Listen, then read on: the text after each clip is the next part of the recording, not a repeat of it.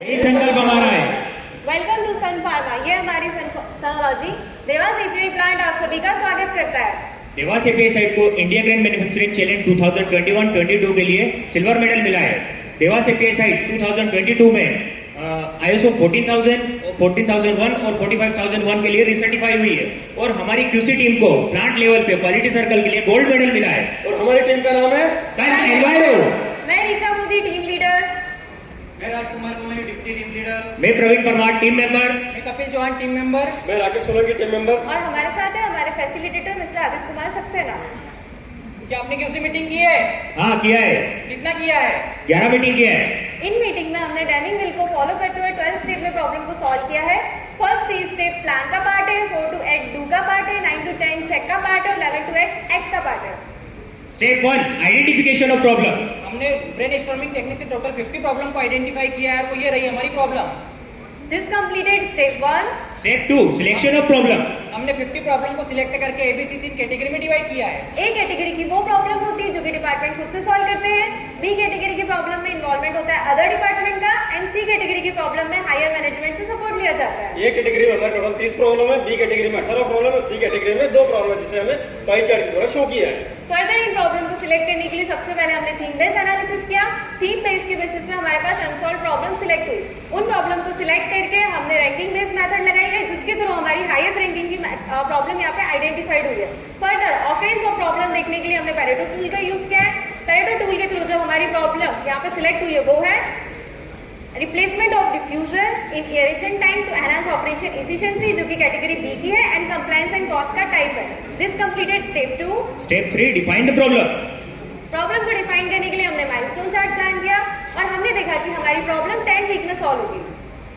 आइए अभी एपीआई देवास के फ्लड ट्रीटमेंट प्लांट में चलते हैं। यहाँ पे हम सभी फ्लड को सबसे पहले कलेक्शन टैंक में स्टोर करते हैं जहाँ पे उसको होमोजेनस किया जाता है। उसके बाद उसको प्राइमरी क्लेरिफायर में लेके जाते हैं जहाँ पर उसको प्राइमरी ट्रीटमेंट करा जाता है। उसके बाद में हम उसको एरेशन टैंक्स में लेके जाते हैं जहाँ बायोलॉजिकल सिस्टम वर्क करता है। यहाँ पर एयर का मेन रोल होता है। यहाँ पर डिफ्यूज एरेशन सिस्टम से उसको एयर प्रोवाइड किया जाता है।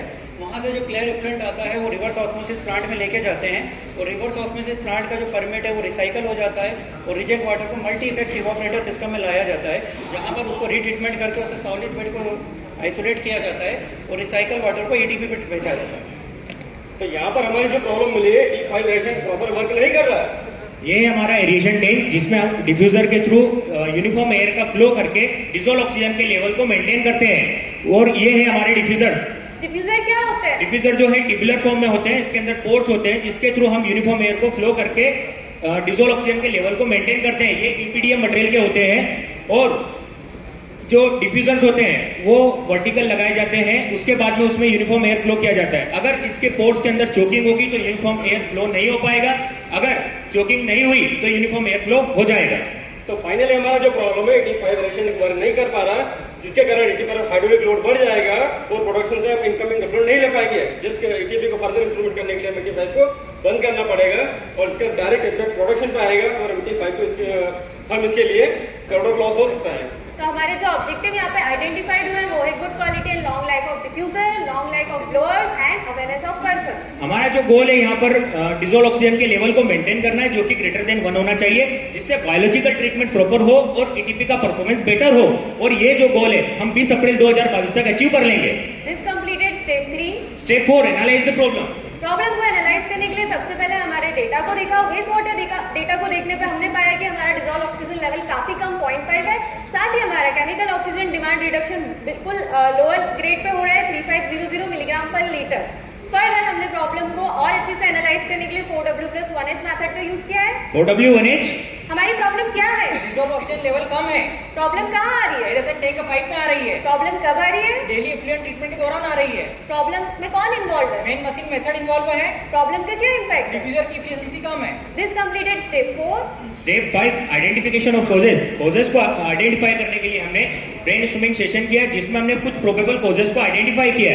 उसके बाद में हमने कॉज एंड इफेक्ट एनालिसिस के थ्रू फिशबोन डायग्राम को यूज किया जिसमें हमने 5M+1 इफेक्टर्स के बेसिस पे कॉजेस को आइडेंटिफाई किया है। मेन से रिलेटेड क्या कॉजेस मिले? अवेयरनेस लेवल का कमी पाया गया है। मशीन से रिलेटेड, हमें यहाँ पर मशीन के फेलियर्स भी मिले हैं और प्रिवेंटिव मेंटेनेंस भी नहीं हुआ है। मेथड से रिलेटेड, यहाँ पर हमारे पाइपलाइन की क्लीनिंग नहीं हुई है और कोई प्रिवेंटिव मेंटेनेंस शेड्यूल भी नहीं है। मटेरियल से रिलेटेड, कोई कॉज नहीं मिला, मेजरमेंट से कोई रिलेटेड, कॉज नहीं मिला, इन्वायरमेंट से रिलेटेड, कोई कॉज नहीं मिला। This completed step 5. Step 6 identification of root causes. Root causes का आइडेंटिफाई करने के लिए हमने YY एनालिसिस टूल का यूज किया। हमारी प्रॉब्लम ये है कि एरेशन टैंक प्रॉपर्ली वर्क नहीं कर रहा है। Why? Because maximum diffuser are damaged and no proper air distribution. Why? Maximum diffuser are damaged because blower is ineffective and no proper air distribution wall available. Why? Blower is ineffective because preventive maintenance issue and filter cleaning issue. Why? Preventive maintenance issue because no PM schedule and awareness issue. Why? Filter cleaning issue because no checklist and awareness issue. Why? No proper air distribution because dusty line and damaged diffuser. Why? Dusty lines because pipelines are corroded and filter cleaning issue. Why? Filter cleaning issue because no checklist and awareness issue. So overall हमें 7 root causes identified हुए हैं. This completed step 6. Step 7 data analysis. हमने identified root cause का magnitude check करने के लिए हमने Pareto tool का यूज किया है, जहाँ पर हमको वाइटल फ्यू और यूजफुल मेनी कॉजेज मिले हैं। तो यहाँ पर हमें 2 कॉजेज मिले। पहला कॉज है डैमेज डिफ्यूजर, जिसके कारण dissolve oxygen level less than 1 पाया गया। दूसरा कॉजेज मिला है नॉन यूनिफॉर्म एयर डिस्ट्रीब्यूशन, जिसके कारण हमें ब्लोअर का एफिशिएंसी 55% तक पाया गया। हमने यहाँ पे वेस्ट वाटर डेटा का एनालिसिस किया और जहाँ पे हमने देखा कि हमारे पास डिजोल्व ऑक्सीजन लेवल है वो लेस देन 1 मिला है। जो केमिकल ऑक्सीजन डिमांड है वो हमारे पास यहाँ पे ग्रेटर देन 3500 मिला है। देन हमारे पास जो टोटल सस्पेंडेड सॉलिड है वो ग्रेटर देन 400 मिला है और जो हमारे पास मिक्स लिकर सस्पेंडेड सॉलिड है वो लेस देन 2000 मिला है। जो हमारे यहाँ डिजोल्व ऑक्सीजन लेवल होता है वो हमारे एरेशन टैंक के लिए मेन पैरामीटर होता है। अगर एरेशन टैंक के अंदर अगर डिजोल्व ऑक्सीजन नहीं होगा, जिसकी वजह से माइक्रोबियल एक्टिविटी प्रॉपर ग्रो नहीं कर पाएगी, जिसकी वजह से केमिकल सीओडी का रिडक्शन प्रॉपर नहीं हो पाएगा। अगर सीओडी का रिडक्शन प्रॉपर नहीं होगा, जिससे एरेशन टैंक ब्लैकिश होने लगेगा, जिसके कारण टीएसएस लेवल बढ़ेगा और टीएसएस लेवल बढ़ने के कारण अनहेल्दी बायोमास ग्रो करेगा, जिसकी वजह से एमएलएसएस हमारा कम हो जाएगा, तो जिसको हमने बार चार्ट के थ्रू शो किया है। This completed step 7. Step 8 development of solution. Solution को डेवलप करने के लिए हमने मीटिंग्स की है, जिसमें हमने ब्रेन स्टॉर्मिंग्स करके हमारे जितने भी कॉजेज थे उनका सॉल्यूशंस को डेवलप किया है और सभी सॉल्यूशंस को हमने 4 स्टेप्स में अचीव किया है। सबसे पहले हमने हमारी एयरलाइंस को बाईपास करना पड़ेगा, उसके बाद में हम टैंक को एम्प्टी करके अच्छे से क्लीन करेंगे और न्यू डिफ्यूज़र को ऑर्डर करेंगे और उसके हिसाब से सिस्टम को इंस्टॉल करेंगे। सेकेंड स्टेप में हम पूरी लाइन जो आइसोलेट की है उसमें वॉल सिस्टम को इंस्टॉल करेंगे। उसके बाद में ब्लोवर्स को प्रिवेंटिव मेंटेनेंस करके प्रॉपर क्लीन करेंगे, लाइनों में पेंट करेंगे, डस्ट को प्रॉपर रिमूव करेंगे और न्यू डिफ्यूज़र को इंस्टॉल करेंगे। थर्ड स्टेप में जो हमने डिफ्यूजर्स को इंस्टॉल किया है तो 30% रॉ वाटर फिल करके एक बार चेक करेंगे कि वो प्रॉपर वर्क कर रहे हैं कि नहीं कर रहे हैं, जैसे हम प्लान किए हैं। फिर उसके बाद में बैक्टीरिया उसमें ग्रो करेंगे, फिर एमएलएसएस को डेवलप करेंगे और उसके बाद में हम उसमें फूडिंग का देंगे डीएपी और यूरिया की। फोर्थ स्टेप में जो हमारा ब्राउनिश बैक्टीरिया हेल्थी ग्रो हुआ है उसे सिस्टम में लाइन अप करके लेंगे। This completed step 8. Step 9 forcing probable resistance. जो सॉल्यूशन हमने यहाँ पे सजेस्ट किए उसको इम्प्लीमेंट करने के लिए जो प्रॉब्लम आ सकती है उसकी ये इस प्रकार है। पहला है बजट रिलेटेड, हम इसके लिए हम सीनियर्स की हेल्प लेके और इंटरनल बजट को यूज करेंगे। सेकंड है स्काई लिस्ट का एक्सपीरियंस इंटरनल टीम करके स्क्वायर रेडी करेंगे और मैन पावर में अवेयरनेस के ट्रेनिंग देंगे और फॉर पीएम शेड्यूल मेंटेन करेंगे और चेकलिस्ट को फॉलो करेंगे।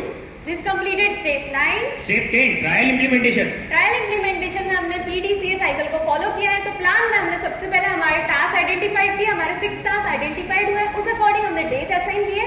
डेट असाइन करने के बाद हमने पर्सन को रिस्पॉन्सिबिलिटी असाइन की है।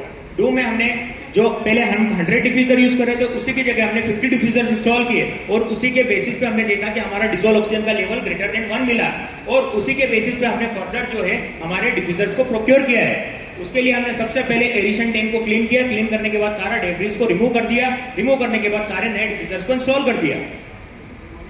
हमने बिफोर एंड आफ्टर का डाटा चेक किया, जहाँ पे हमारे पास पहले जो डिजोल्व ऑक्सीजन लेस देन 1 मिल रहा था वो अभी हमको 2.1 मिलीग्राम पर लीटर मिल रहा था और यही हमारा गोल था जो हमने यहाँ पे अचीव कर लिया है और उसके साथ जो कोरिलेट जितने भी पैरामीटर थे उनका काफी अच्छा रिजल्ट हमको यहाँ पर मिला है।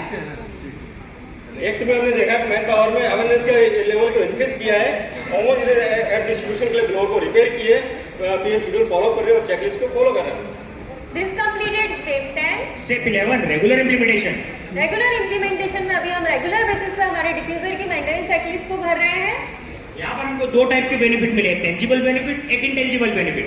टेंजिबल बेनिफिट में जैसा हमने देखा कि अभी हमने हमारे डिफ्यूजर की क्वांटिटी 100 से 50 कर दी, यानी 50% लेस डिफ्यूजर हम यूज कर रहे हैं, बट हमारा डिसॉल्व ऑक्सीजन लेवल जो है वो हमारा काफी अच्छा हो गया, वो हमें 2.1 मिला है, मतलब 50% इंक्रीमेंट हुआ है। साथ ही हमारे जो अदर पैरामीटर है जैसे कि केमिकल ऑक्सीजन डिमांड रिडक्शन वो वॉल्यूम मिला है, यानी इसमें 40% इंक्रीमेंट हुआ है।